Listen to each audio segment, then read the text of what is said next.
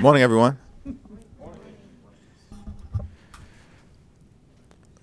So today we will continue our effort to move on an active agenda consistent with what House Democrats have promised the American people. We will pass the Dream and Promise Act on the House floor later on today and begin to address our broken immigration system in a manner consistent with where an overwhelming majority of the American people want the Congress to be, which is to make sure that we can create a robust pathway towards citizenship for the dreamers of this country who are Americans in every way, with the exception of the papers that we intend to make sure they can work toward obtaining. House Democrats have been legislating throughout the first several months of our majority on the issues that are important to the American people, beginning with health care. Public sentiment is clear all across the country, in the inner city, in suburban America, and in rural America. Health care costs are too high, prescription drug prices too high, co-pays too high, premiums too high, deductibles too high. And the American people clearly want Congress to do something about it. We've already moved legislation out of the House to strengthen the Affordable Care Act, protect people with pre-existing conditions, and begin to address the high price of life-saving prescription drugs. And this month, we will continue along that effort. Throughout the tenure of our majority, we have passed legislation on a wide variety of issues in the social, economic justice space that are consistent with where the American people are at and the fact that they want the House and the Senate to do its job. And Catherine Clark will speak to that in a moment. But we remain committed, once the president returns from his overseas trip, to also sitting at the table and dealing with our crumbling infrastructure, our bridges, our roads, our tunnels, our airports, our mass transportation system, all crumbling. And the Democrats came to the White House prepared to talk about a robust infrastructure plan to invest at least $1 trillion to address our crumbling infrastructure in a manner that we believe would create at least 16 million good-paying jobs. And it's time for the White House and my colleagues on the other side of the aisle to put aside whatever petty obsessions they have with our responsibility as a separate and co-equal branch of government to be a check and balance and come to the table to work with Democrats to solve problems on behalf of the American people. We want to get things done. This is a divided government context. We need partners in this effort. We're prepared to find common ground. We hope that the Senate Republicans and the White House are prepared to do the same. With that, let me yield to our distinguished Vice Chair from the Commonwealth of Massachusetts, Catherine Clark. Thank you, Hakeem. Thank you. Good morning. Welcome back, and welcome to June. June is quite the month. It is Pride Month, where we celebrate equality with our LGBTQ family. It is also Gun Violence Awareness Month, Immigrant Heritage Month, and on June 1st, it was the 2-year anniversary of President Trump pulling us out of the Paris Agreement. So what have we been doing in the last 6 months in the House as a Democratic caucus? We have been protecting equality, protecting families. Today, we are going to be protecting the dream by passing the Dream and the Dream Act and the Promise Act. And we've been protecting our planet. These bills, the Equality Act, the Climate Action Now Act, the two common sense gun violence protection bills that we passed, and today's Dream and Promise Act are all waiting for Senate action. We are waiting for the Senate to say they hear the American people, they see the American people, and they want to work on providing their needs and putting their needs on the front burner in the Senate. Unfortunately, we are not seeing any movement on these bills. And with Virginia Beach mass shooting, which we are heartbroken about, we passed another milestone. Virginia Beach was the 100th mass shooting in 2019. Let that sink in. The 100th mass shooting. And since then, just over this weekend, 52 people were shot in the city of Chicago. 52 Americans. We have to do better than this. And it is long past time. It is over 100 days that those two gun violence bills have been waiting for Senate action. Later today, the chairman will be leading a roundtable on this topic with experts, with individuals who are directly impacted, and those of us who have been working on legislation. I'm proud to have sponsored the SPIKE Act, which passed out of the Ways and Means Committee unanimously with Chairman Neal's bill, the STAR Act, which specifically holds drug manufacturers accountable for disclosing when they increase their cost, why they increase their cost, and to make that process more transparent. This is one of many planks that the For the Agenda measures that all of us are working on will be brought forward, and I'm looking forward to continuing to bring this issue forward until it's passed by the House and considered by the Senate. Last week I was in my district. We had a number of town halls, but one of them was with a group of seniors. And those seniors are very concerned. They simply cannot keep up with the cost of living when their copays are increasing, premium costs are increasing, their costs for medications are increasing, and yet they are living on the same wages from Social Security and their benefits from Medicare. And that's why they want us to protect Medicare and Social Security, but also pass legislation to address the high cost of drug medications. This was the number one issue in my district, and it's an issue that I committed to address when I came to Congress. So I'm proud to be working with my colleagues here in the House, both on the Ways and Means Committee as well as the other committees of jurisdiction, and we look forward to the discussion later today and the action in the House on this important measure. And thank you to the leadership of our Democratic caucus, the Vice Chair and the Chairman, for making this a top priority, as well as the Speaker and the Majority Leader. Thank you. Thank you, Stephen, for your tremendous leadership. You know, over the recess, members were spread out across the country, at home, in our respective districts. There were hundreds of town hall meetings and events that members participated in. Came back to Congress this week, and it remains clearly the case that the American people want Congress to address the high costs associated with health care in the United States of America, and in particular, addressing the out-of-control prescription drug pricing scheme brought to us by Big Pharma. The Ways and Means Committee is acting. The Energy and Commerce Committee is acting. The Oversight Committee is acting. The House Judiciary Committee acting. House Democrats have acted on the issue of lowering health care costs, protecting people with pre-existing conditions, and strengthening the Affordable Care Act on the floor of the House of Representatives.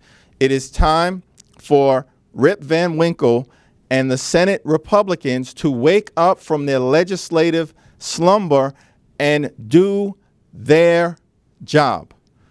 That's a simple request that House Democrats are making, and we will continue to make that case to the American people. Questions? Morning. Can you explain how the leadership went to the decision to go with civil contempt for Mr. Barnes again versus inherent contempt? How was that decision arrived at? Well, the contempt citation that was voted out of the House Judiciary Committee didn't specify either civil or criminal. That decision will ultimately be made in terms of the nature of the contempt citation that hits the floor on the Rules Committee in consultation, of course, with Jerry Nadler, as well as Steny Hoyer and Nancy Pelosi. Beyond that, I can't comment on what the specifics will be as it relates to the contempt citation. As you know, that won't be on the House floor until next week, until we actually see it. It can take different forms. What is clear is that House Democrats are united around the principle that we are going to hold this lawless administration accountable. House Democrats are united around the principle that no one is above the law, not even the President of the United States.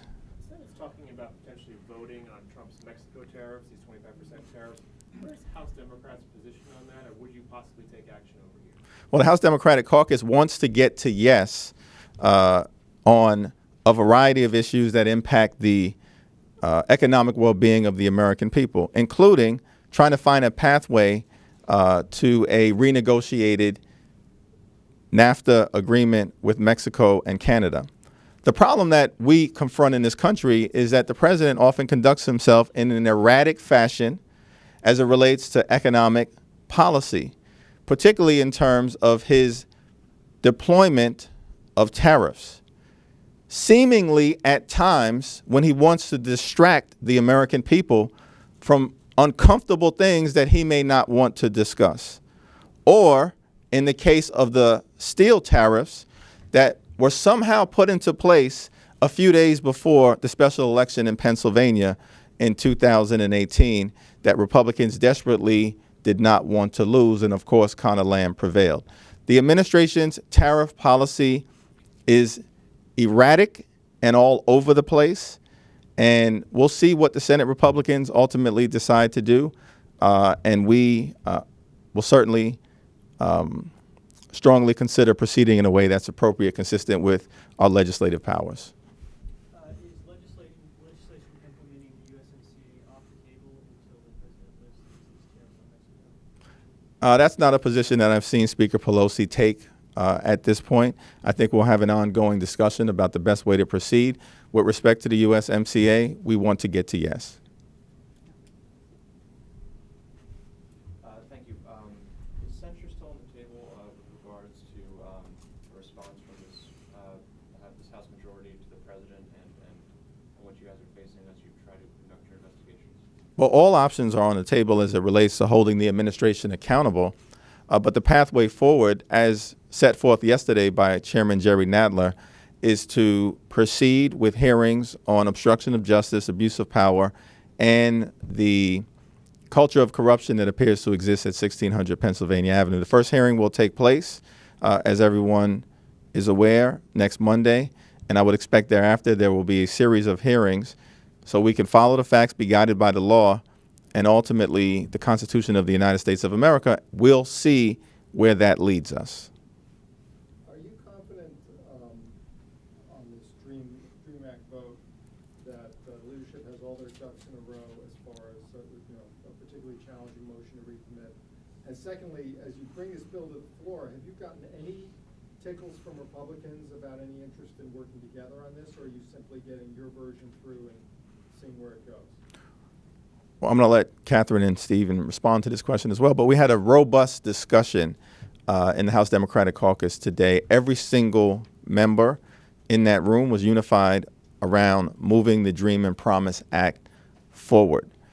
This is legislation that is consistent with who we are as Americans, as an aspirational people, as a nation of immigrants, and as a place where people can come to pursue the American dream and make us the great nation that we are right now. With respect to the Senate, we do expect or are hopeful that there are some voices within the Senate, including the chairman of the Senate Judiciary Committee, Lindsey Graham, who at times has expressed an interest in trying to work together on this immigration issue. We'll see, what Lindsey Graham shows up in the context of immigration once we move the Dream and Promise Act forward. Yeah, I just wanted to say that this bill is really a cause of celebration for the caucus. It has been 18 years in the making, and today we have the chance to look at the dreamers. And I've met with at least 100 dreamers in my district. They're students, they're homeowners, they're parents, they're running their own businesses, they're contributing. And they are Americans in every single way, except for paperwork. And today we are going to say to them, we see you, you matter, you're part of the fabric of this country, and we're going to acknowledge that. And that is the theme that this caucus talked about today with great pride that they were able to bring this bill to the floor. We certainly hope on the Dreamers Act that we're going to pass today and so many of the other bills that we have already passed in the For the People agenda, that the Senate and Republicans will join us and start putting country first and not just be in the business of protecting this president and his corrupt administration. Steve. Sorry. The White House has asked for $4.5 billion for border security with the mounting humanitarian crisis at the southern border. You guys chose, the Senate chose not to include that in the last disaster rate that you passed last night. What happens to that package? How important is it to get that done and resolved quickly? Well, next week, as I believe Steny Hoyer has announced, we will begin moving appropriations bills through the floor of the House of Representatives. And the Appropriations Committee is a place where we believe we can try to find common ground on a variety of issues of importance to the American people, including border security. We took a substantial step in the right direction in that regard once we ended the reckless 35-day Trump-inspired government shutdown and came together to put forth a strong border security package. It's hard to tell where the administration is at in terms of wanting to really deal with the immigration problem through a substantive lens, or whether it's all about politics and a campaign applause line and political promises that Donald Trump made on the campaign trail. We would urge the administration, if they're serious about dealing with this issue, again, House Democrats want to get to yes. House Democrats believe in governing. House Democrats want to solve problems on behalf of the American people. There'll be time for the presidential campaign to play itself out. One of the issues that we want to solve is the border crisis, and we're prepared to try to find common ground in that area. Special Counsel Robert Mueller last week said he is asking Congress not to ask him to come out and publicly testify. Assuming he doesn't change his mind, how do you think Democrats should respond? Well, it's my understanding that there are ongoing conversations with the special counsel's team in connection with the strongly held view that Bob Mueller should testify publicly before the American people, even if that simply means sticking to the script and the four corners of his 400-plus page report.